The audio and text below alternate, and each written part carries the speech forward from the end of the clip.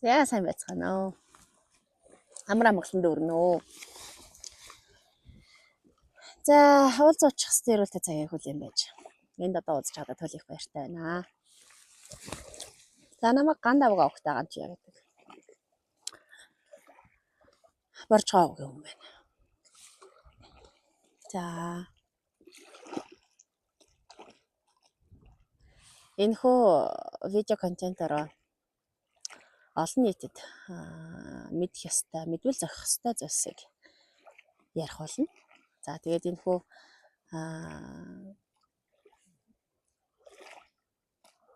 одоо видеоны зорилго нь гэвэл энэ одоо бичлэгүүдийг хийж эхэлж байгаа зорилго нь юу вэ гэхээр Монгол түмнийг сэрэх зорилгоор, Монгол түмний ухамсарыг сэрэх зорилгоор хийгдэж байгаа. За, яагаад монголчуудын ухамсар сэрэх ёстой юм бэ гэд асууж үж магадгүй. За, энэ маань яг одоо явагдаж байгаа асуудал биш. Өмнөх маш олон хүмүүс, маш олон одоо үеийн төлөөллүүдийн тусламжтайгаар тодорхой хэмжээнд энерги засагдаж, зам засагдаж явж ирсний үндсэндээ одоо маш олон хүмүүс сэрэлтийг авч сэрж босч ирж байгаа. За, тэгэхээр сэрэлт гэхээр юу вэ? Одоо хин нэгний завтай эсвэл юу гэдэг сэтгэл зүйн асуудалтай хүмүүсийн ярьдаг асуудал гэж зарим нэг хүмүүс завлан үзээгүй, туулж үзээгүй хүмүүсийн өрөөсгөл хандлага байдаг. Хэрвээ та тийм бол алхасаад өнгөрүүлчихээрэй. Удахгүй магадгүй туулах хэвээр бол цаг нэрхээр та ойлгох цаг ирэх байх гэж хүсье. За, ойлгох цаг нь ирсэн, асуулт хайж авч байгаа хүмүүст энэ видео илүү хэрэгтэй болов гэж бодож байна. За, тэгэхээр бид өнөөдөр энэ биедээ эзэн болоод их орондоо эзэн болоод их дэлхийдээ эзэн болж амьдрах ёстой үүрэх тийм хүмүүс байгаа юм. За, тэгэхээр бидний энэ оршин байж байгаа газар орон бүгд хоорондоо харилцсан уялдаа холбоотой гэсэн. Харилцан шүтэн барилдлагатай. За, харилцан шүтэн барилдлагатай юм бол та их дэлхийгээсээ хамааралтай, та их орноосоо хамааралтай, та элхэн саднаас хамааралтай, та хамт амьдарч байгаа хүмүүсээс ч хамааралтай гэсэн. Та өөрөөсөө хамааралтай оршин байдаг. За, энэ олгоны үндсэн уртал суур асуудал юу вэ гэхээр, заавал хийх ёстой асуудал юу вэ гэхээр та өөрөө өөртөө нэгтгэх ёстой гэсэн. Хүн өөрөө өөртөө нэгдэг, өөрийгөө таниагүй, өөрийгөө учрыг олоогүй байж бусдыг таньж, бусдыг одоо өөрчлөх гэж хүсдэг. Дамаан ханижлууд, найз нөхдүүд тийм үү? Өөртөө ойрхон хин нэгийг өөрчлөхийг хүсдэг. За, тэгэхээр гаднаасаа биш, дотроосоо бусдаас биш өөрөөсөө эхлээд өөрчлөгдөх хэрэгтэй гэсэн. За, тийм байна. За, өнөөдрийн хэлэх гол санаа юу вэ гэхээр та агуу их хүчтэй юм а гэдгээ тань. Таны хүч өөрөө агуу. Одоо монголчууд нэг юмыг маш сайн анхаарах хэрэгтэй. Мухагийн харанхуйд төөрөлдөж болохгүй. Мунхрал тавтаж болохгүй гэсэн. Хин нэгэн хүн энэ сайн юм а гэхээр ямар ч бодлохгүй, бодлогохгүй алга авсраа тухайц ортол мөргөөд байвал эн чинь өөрөө цаанаасаа ухан таньж ухамсарлах ухамсар байхгүй бол энэ асар том мунхрал. За, үүний хажуугаар бас нөгөө эсрэг талд нь эго гэж нэг зүйл байна. Хүн болгон агуу их хүчтэй шүү дээ. Түүнийгээ таньсан таниагүй гэсэн л ялгаа байна. Тэгэхэд агуу их хүчтэйгээ таньсан төдийд бусдаас өөрийгөө илүү гэж ээг орхох шаардлагагүй гэсэн. Бусдаас өөрийгөө илүү гэж үзсэн хүмүүс бусдыг мдэггүй далимдуулаад таныг элдвэр айлган ичээж таны хувь тавиланг, таны амьдралыг, таны бүх зүйлийг эрхшээх гэдэг. Үүнээс болгоомжлоо. Та өөрөө хүн баггүй юу? Хүн гэж хэмбэ? Эцгээс ясан талын 81 үеийн өвөг дээдсүүд буюу яс талын арга талын энергийг оршоосон амьдралын амьдралыг чинь тижээнд хайрлж хамгаалах, зөв буруу хүнтэй нийлэх, зөв зам мөрийг чинь засах энэ бүгдийг чинь арга талын хүч буюу таны аав талын удам мурагч нь таныг хамгаалж ядгаа гэсэн.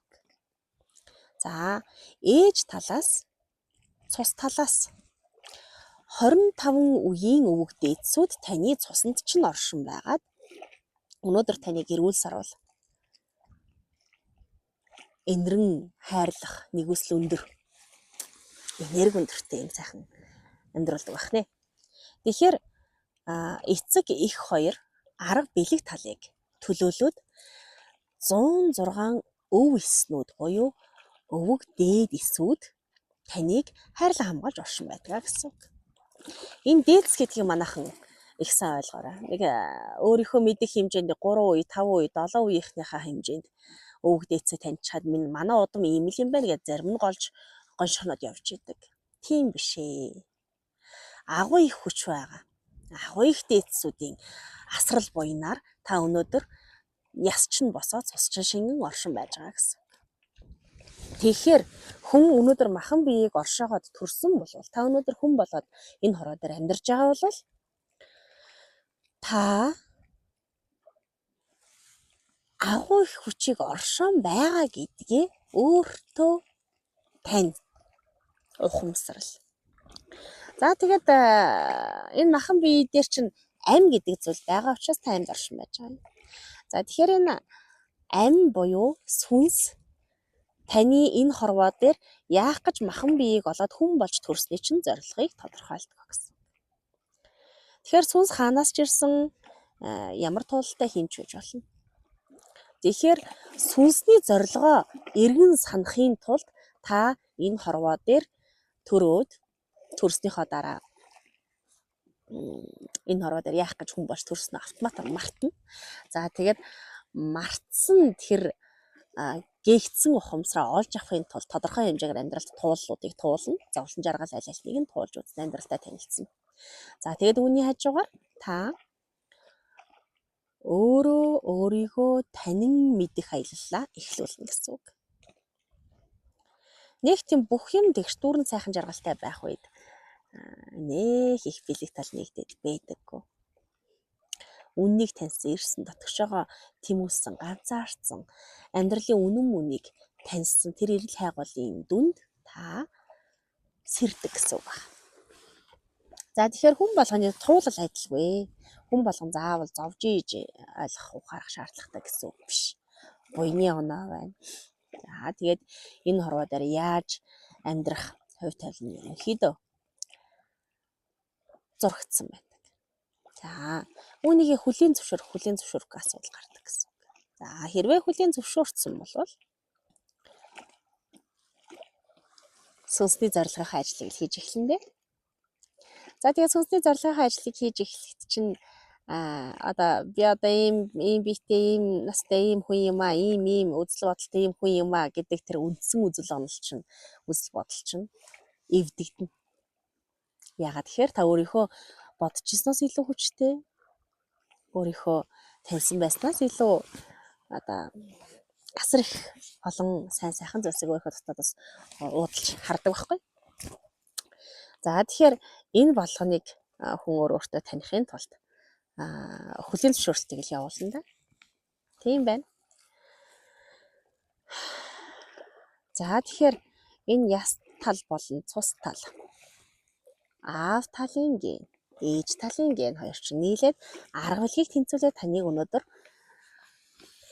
амьдруулж байгаамаа. За тэгээд үүн дээр таны оюуны ухамсар байгаа юм.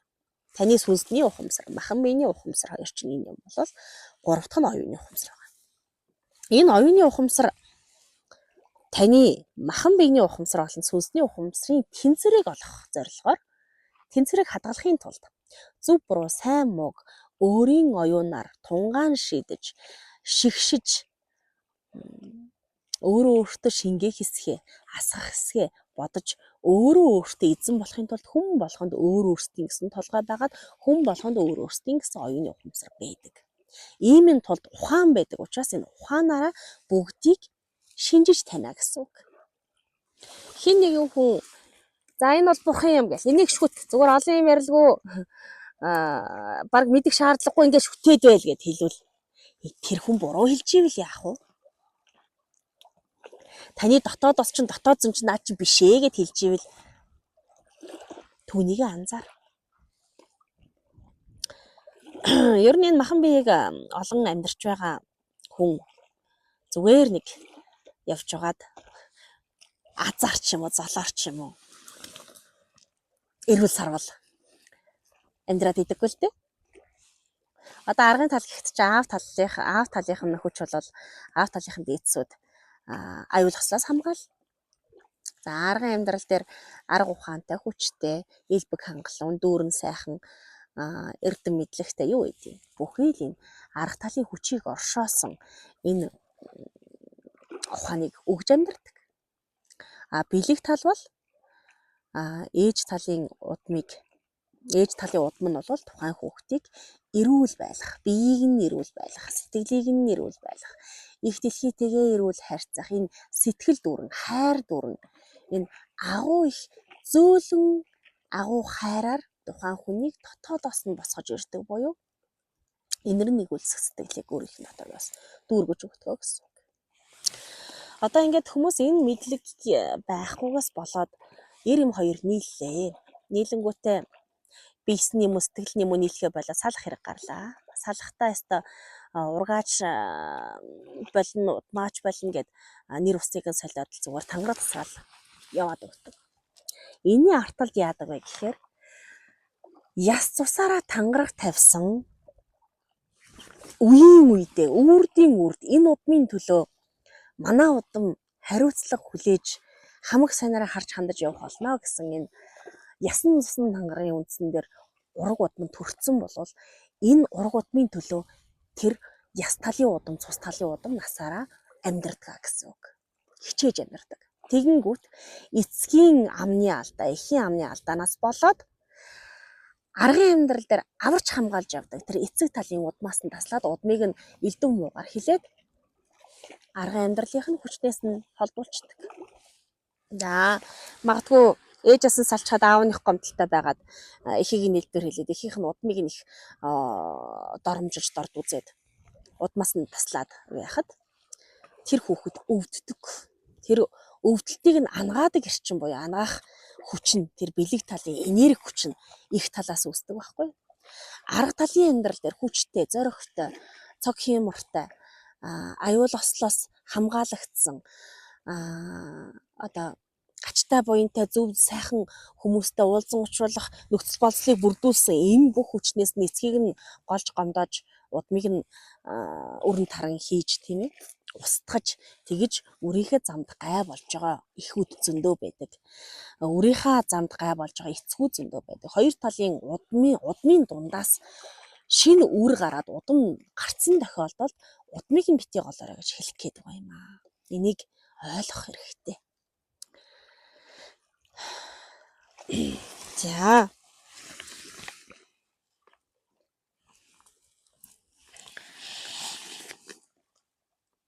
Тэгээд юу байна?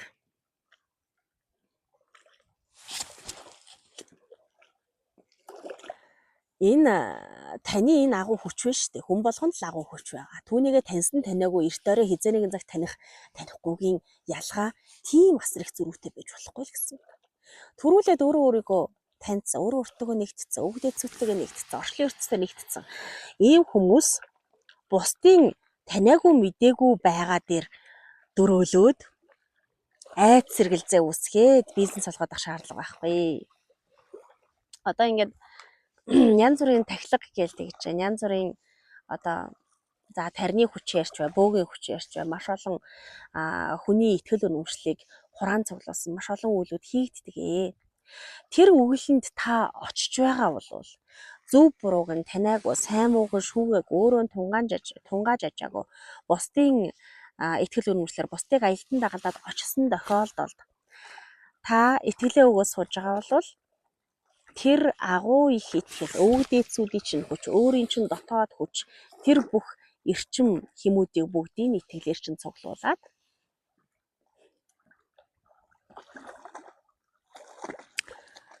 өөр буруу зүйлд ашиглах магадaltaй байдаг юм байна. Та энийг бодож үзсэн үү? За одоо ингээд уул аваа бүх зүйлүүдийг ингээд сайхан дахиад аргадаад хичээгээд ингээд явж байгаа маш олон монгол хүмүүс байдаг. Үеийн үедээ байсаар ирсэн. Тэгэхээр Монголын газар шорооноос бурхан гуйсан ч бөө гэсэн үг байдаг тийм үү? Миний одоо Кайлаш уулнаас дуудагдаад авсан ганц даалгавар юу вэ гэхээр Монголын газар шорооноос нэг ширхэг чулууныг атгах шороог Монголын газраас гаргахгүй гэсэн даалгаврыг надад сүнсний даалгавар маань сануулж хэлсэн байгаа. Тэгэхээр бид өнөөдөр дангаараа ганцаараа оршдоггүй гэдгийг мэдж байгаа тийм үү?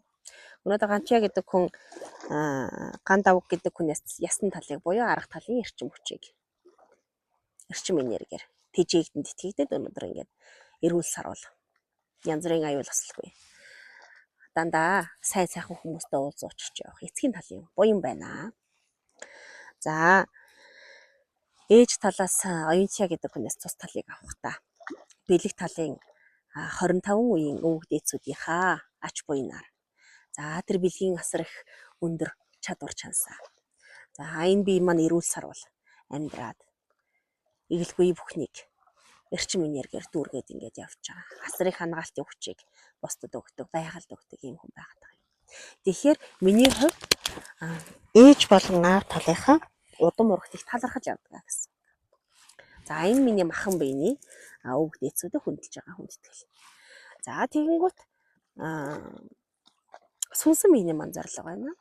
За тэгвэл сүнс маань хаанаас ирсэн юм бэ гэхээр бурхтын орноос ирсэн буюу одоо Кайлаш уулны ойролцоо. За төвдөд байдаг Кайлаш уул гэдэг бурхтын ариун уул байдаг. За тэр уул маань тэр Кайлаш уул маань Монгол орны отхон тэнгэр хайрхантай амь нэг.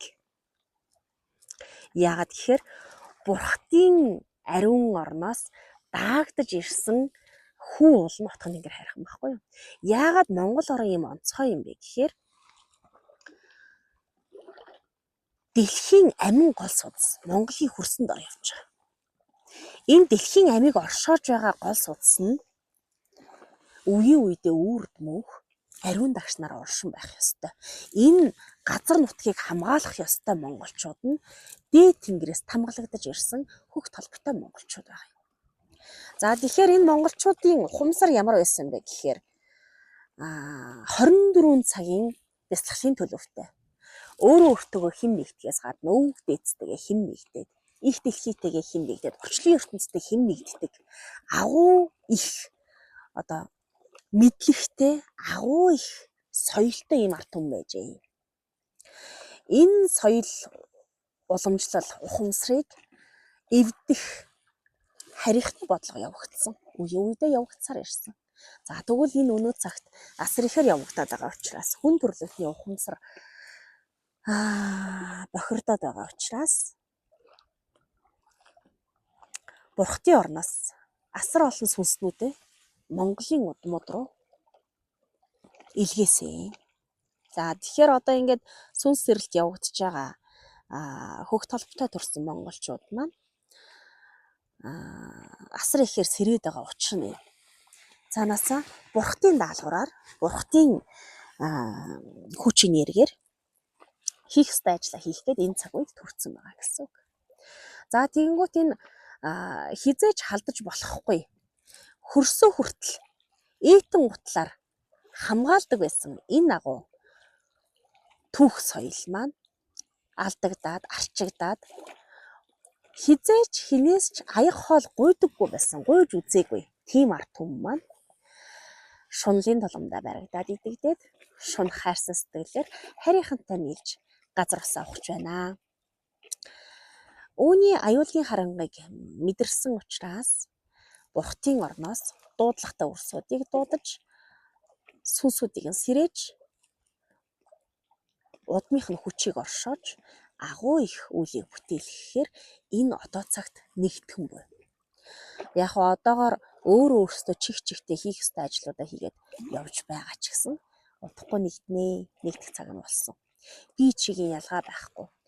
Илүү дутуугийн эгоны өлсгөлэн байхгүйгээр би энийг хайрлан инэрч нэгэн зүйл дээр нэгдэх ёстой юм. Юу вэ гэхээр Монголын газар шорооны төлөө ам хайргүй зүтгэх эрчим энергээр бүрэн хамгаалах энэ агуу өрсүүдийг нэгтгэхийг хүлээж байгаа. За тийм байна. Тэгээд энэ хүн төрлөختөн чинь өөрөө асар их шуналтай шунлаасаа болоод асар их хогийг үүсгэж байгаа. Дэлхийн ээж хогоод авахгүй дээлтэй төмөн үндэстэй танихгүй л болсон байна шүү дээ. Тэгэхээр одоо энэ цөвөн цагт хийх үл асар их байгаа. Тэгээ бид нар их удаа насллаа гэхэд 100 гатах насалдаг шүү дээ. Хүний амьдрал угаасаа л тийм шүү дээ. За тэгэхэд нэгэн цаг үед яс цусаа урсган байж энэ их орныхоо төлөө амиа зориулсан өвд эцүүдийн чинь өв ухамсар танд байгаа. Тиймийн учраас таны дотоодоос олон төрлийн өөр ааш, олон төрлийн өөр хүмүүн танигдахгүйгээр олон төрлөөр гарч байгаа юм шиг санагдчихсэн үе олон л байгаа. Тэгэхээр өөрийгөө таньж, өрөөл бусдыг хүндэлж их дэлхийгээ хайрлаж, энэ Монголынхоо төлөө их дэлхийгээ төлөө нэгдний илэх цаг нь болжээ гэдгийг их тунгаан буй. За. Тийм болохоор одоо энэ баахан шашинжсан тэр боо юм гинлээ, тэр лам юм гинлээ, тэр тийм шашинтай юм гинлээ, тэр ийм шашинтай юм гинлээ биш. Шашнаас хитийдсэн агуу хүч гэж байдаг юм аа. Үнэн хүч гэж байдаг юм. Тэнгэр таал нэрш нэг юм байдаг юм. Тэнгэрийн таалсан цаг хугацаа яг одоо цаг. Би болий. Дараа хизээ нэгэн цагт хин нэг нь гарч ирээд их дэлхийхээ төлөө явах байлгүйгээ бодож магтгүй. Одоо маш олон залуус тийм болцсон байгаа. Залуусын одоогийн байгаа үнэн бодит байдал нь юу вэ гэхээр идэх хоолндоо захирагдсан, эрх ямбандаа захирагдсан, игнэшгүй их шунал хөсөлтэй баригдсан. Энэ махан миний суур 3 хүртнээс дээшээ ахиж чадахгүй болохоор хайр болж чадаагүй учраас, өгч чадаагүй, зориулж чадаагүй учраас, үнэн мөнийг таньж харах мэлмийгүй учраас орчлон ертөнцөөс ирж байгаа эрчим хилийг ойлгож хүлээж авах чадваргүй учраас төөрөлтөлд ороод байгаа юм. Тэгэхээр энэ суур 3 хүртний айдас сэргэлзээ, шунал тачаал, атаа хорсол гэсэн энэ 3 төвшнөөс дээшээгээ даваад зүрхэн хүртэн дээр хайр төвтэйгээр оршин байх цагдор та өнөөдөр хүн болж эхэлдэг юм шүү.